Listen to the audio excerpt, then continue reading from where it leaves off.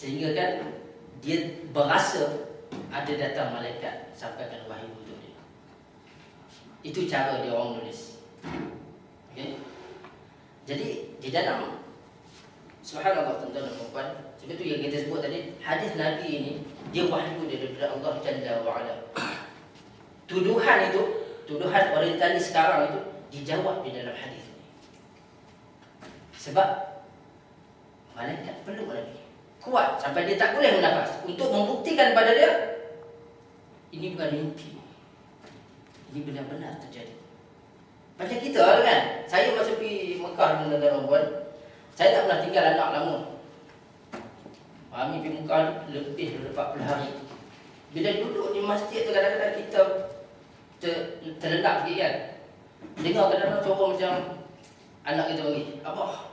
Kita tengok, betul kan? Baru kita tahu, terlelap sekejap. Kita mimpi. Tapi ini bukan mimpi. Dia peluk untuk menunjukkan bahawa this is not a dream. Ini benar-benar jadi. Sebab itu para ulama hadis dia menerangkan sebab itu malaikat peluk Nabi dengan kuat. Dia boleh peluk Nabi dengan kuat untuk membuktikan pada dia this is not a dream, bukan mimpi. Hinggalah kali ketiga. Okay, kali ketiga saya dah ringkaskan. Okay. Hinggalah kali ketiga dia lakukan itu, dan kali ketiga bila dia lepas, dia akan baca ayat-ayat awal di dalam surah Al-Alaq. Itu dalam kuliah tafsir dah ditafsirkan ayat-ayat ini, jadi saya tak ulang lagi lah. Nah, selepas berlaku itu, okay, Nabi buat apa? Selepas berlaku itu, Nabi balik ke rumah, lari balik ke rumah, berjumpa dengan isteri dia. Siapa dia? Khadijah binti Khuwailid, isteri Rasulullah sallallahu alaihi wasallam. Okay, radhiyallahu anha. Okay, dia kata apa pada Khadijah?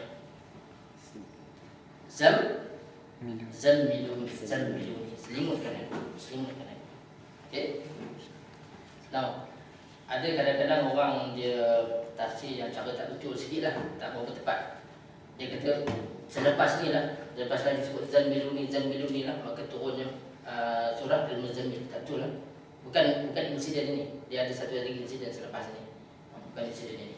Sebab dia tengok Zammiluni dengan Muzammil itu sama. Tak sama. Okay. Okay. Now, lepas itu apa yang Khadijah buat? Okay. Fazammaluhu hatta dhahabal anhu rawd. Okay. Lalu diselimutkan Nabi sehingga Nabi hilang takut, sehingga Nabi tenang. Okay, tenang. Okay. Para ulama hadis tentang perempuan, dia menghuraikan perbuatan Khadijah ini. Mereka menghuraikan kepada Khadijah ini. Nabi balik dengan keadaan ketakutan, suruh selimut. Khadijah tak kata apa. Selimut. Dan dia biar sampai Nabi tenang. Biar sampai Nabi tenang. Kalau kita akan jadi dengar. Kita akan panik lah. Kita akan panik. Mungkin lah. Setengah orang akan panik. Tapi Khadijah dia tenang. Dia selimut kan, Nabi suruh selimut. Dia tak tanya jadi apa ni, pasal apa. No. Biarkan. Bila kita tengok orang tu, kita jangan tambah lagi. Kita jangan tambah lagi. Jadi dia biarkan. Okay. Lepas itu Nabi pun ceritakan kepada Khadijah, wa akhbaraha khabar. Dia ceritakan apa yang berlaku kepada Khadijah, dan dia sebut laqad khashitu ala nafsi. Apa maksudnya? Aku takut apa yang berlaku pada diriku. Ini perbuatan seorang manusia yang sensitif, rasional. Dia tak dengar sesuatu terus dia kata, oh ni something very great happen to me. No. Dia takut. Maknanya dia rasa betul ke? Dia takut. Ya. Sebab tuan-tuan dan puan, kadang-kadang manusia ni, saya masa belajar dulu, saya pernah terbaca di dalam surah Al-Baqarah. Ada satu kes di sana. Seorang dia bunuh anaknya cincang. Dan dia balik daging ke dalam sungai.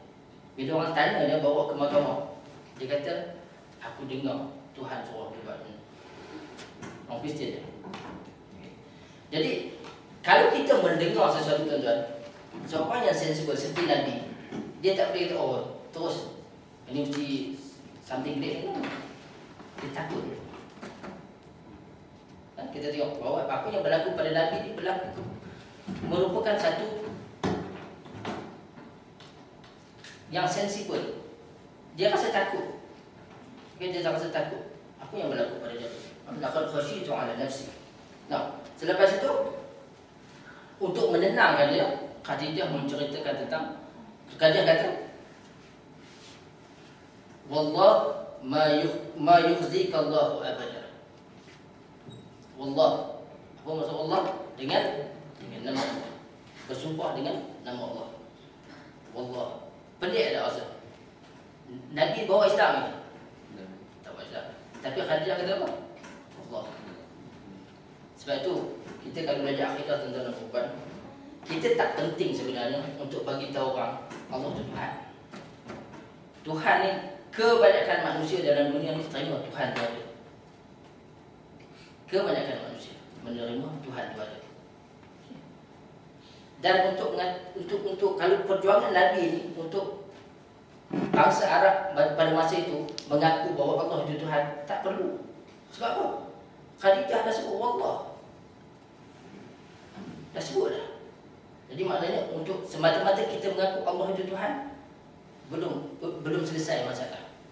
Okay? Belum selesai masalah. Sebab dia sebut Allah. Okay? Dia bersumpah dengan nama Allah. Sebab itu dia sebut kebaikan Nabi untuk menenangkan Nabi. Dia kata